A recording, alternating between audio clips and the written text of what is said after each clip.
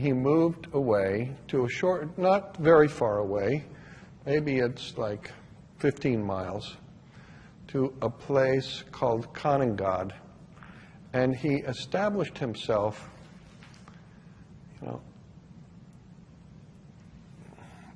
in this area which had this enormous boulder. It's an enormous granite boulder. Maybe that boulder is 2/3 the size of this room. And it's right on the edge of a swamp. And Nityananda used to hire people, local people, to cut into the rock. First, they cut into a separate boulder and made a room for him. And that's where he stayed. And then they cut into this giant boulder, and they made 2 hallways with a connecting hallway and a half of another hallway. So it looks like an H with an up over here in this huge boulder. And in those off of those hallways, they cut 4 by 4 by 4 cubicles with a little edge at the doorway just that you had to step over, and that edge was to keep water out of your space in the monsoon and discourage the cobras who were trying to escape the water during the monsoon from coming in your cubicle. And this is where he did sadhana himself. Sadhana is spiritual practice, and where his disciples lived and did sadhana for many years, actually for about 8 or 9 years. During the time when this boulder was being cut into, every single day, Nityananda, the workers would be paid the money that was owed them.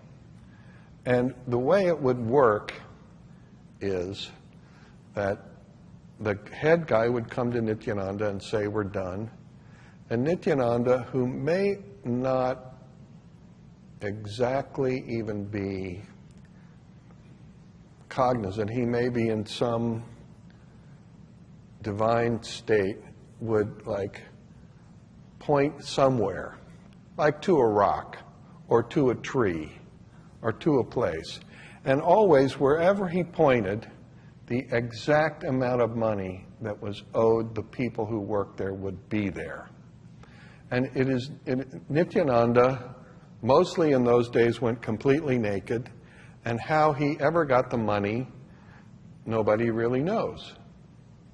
But one time, some jealous people who saw this sadhu as spending this money, building this thing, were curious where the money came from, and so they complained and sent some tax officials to question him.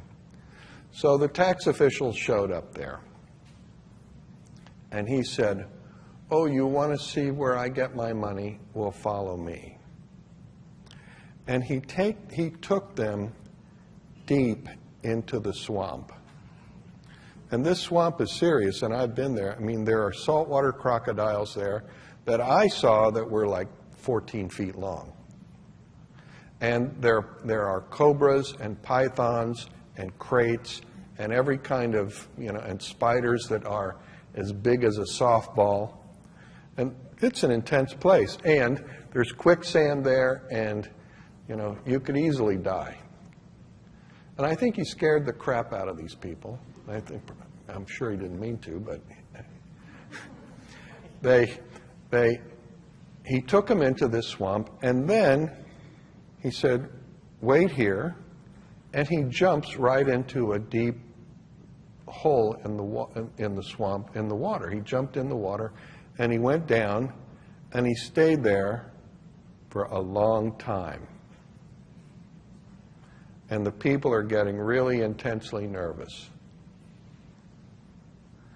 And then, after about 5 minutes or so, Nityananda comes up, he climbs out of the water, he has 2 very large burlap bags full of money. And he says, this is where I print my money. I print it down here. And if you want to see, you come on down. I'll show you how everything works. And those treasury guys ran from that place at that moment, and nobody ever questioned Nityananda ever again.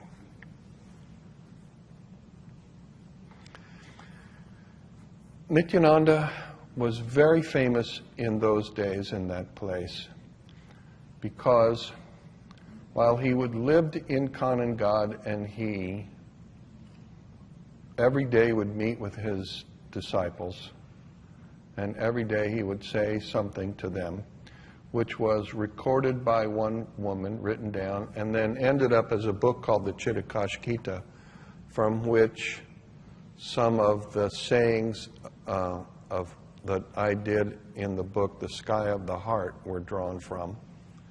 The Chitakashgita was Nityananda's teachings, and those teachings reflect the spirit, if not the letter, of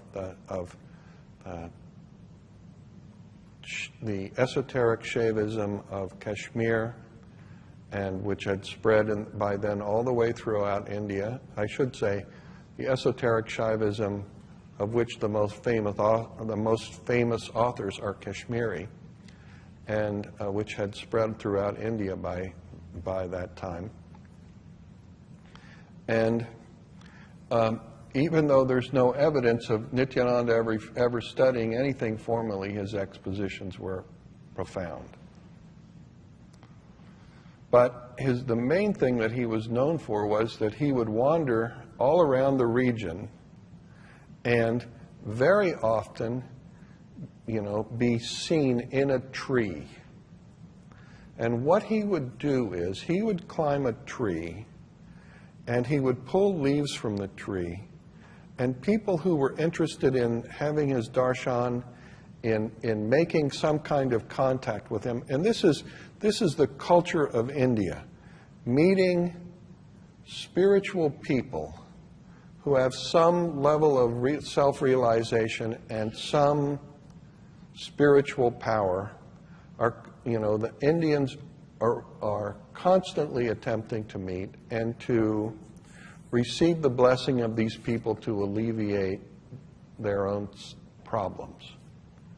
And so people were constantly seeking after Nityananda, who, after the incident in the swamp and other incidences, became very well known in the region. And they were looking for him, and he was very often to be found naked in a tree, throwing leaves down to people who, having received a leaf and held it, or if he instructed, even eaten it, would become cured. He was very famous for this, and this kind of activity was something that he did, across many years and much of the area that he traveled. After between 9 and 10 years in Kanangad, he deserted that place. He was very frustrated with his disciples and their inability to do the kind of intense sadhana that he was committed to.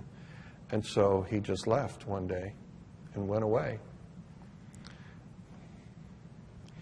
And walking from Kanangad up the coast of West India, he moved,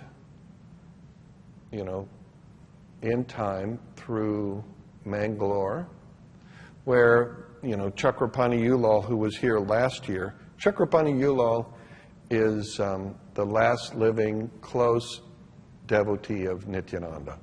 And Chakrapani has been my friend since he was my Guru Rudi's friend before I met him, but he was with Nityananda for 9 years and was with him every single weekend for all those 9 years. And he's the last close person who's still alive that was with Nityananda. And he came last year and gave a talk about Nityananda on the 50th anniversary of his passing, which was very moving. He met Chakrapani in Chakrapani's family place just south of Mangalore, and he moved further up the coast and lived in a ruined temple on the beach in a place called Gokarna, which is just south of Udupi. And there he stayed for a long time and did nothing but practice. He would occasionally meet people. He was never known to sleep. He was always never seen sleeping. He was always seen sitting up in those days, often looking directly at the sun. And, day or night, he was always in meditation. Through the years, Nityananda moved from up the coast of Kerala, through South Karnataka, into Maharashtra, and is reported to have met Shirdi Sai Baba just before he passed away in about 1916 or 1917. And then he further moved up the coast of Maharashtra till he arrived in Bombay, and then ultimately settled north of Bombay in Ganeshpuri in India. And at the time he came to Ganeshpuri, it was a complete forest, and a deep forest. And there was a ruined Shiva temple there that dates from the 6th century. The temple's still there. And there was a hot springs there. And I think that, Nityananda had no concern for his body at all. For instance, another story about him that's very famous is, one morning in the village of Kanangad, Nityananda was seen at the crack of dawn, sitting in the middle of the village toilet. And as people would come, he was picking up the shit and holding it out and offering it to people and saying, "Here, have some halva." And who knows, he may have been eating it himself. Halva, in case you don't know, is an Indian sweet. It's mostly made from carrot. He had no concern for his body. He had no sense of distinction about his body or about others. He saw everything as a manifestation of the divine. That was his total mindset. And he was constantly, in all the kind of mischievous, naughty, joking, and sometimes very serious ways that he behaved, he was trying to communicate to people that view. He was simply amazing. Nityananda had nothing. Today people complain about gurus because they have money and power, and they want to accumulate people, and they, have sex and do all kinds of things. Well, Nityananda had nothing. He wanted nothing. In fact, he only wore a lungoti, which is a kind of thong, because his disciples asked him to wear it. Otherwise, it never entered into his mind to put on any clothes. He was, the term is Digambra. He was sky-clad.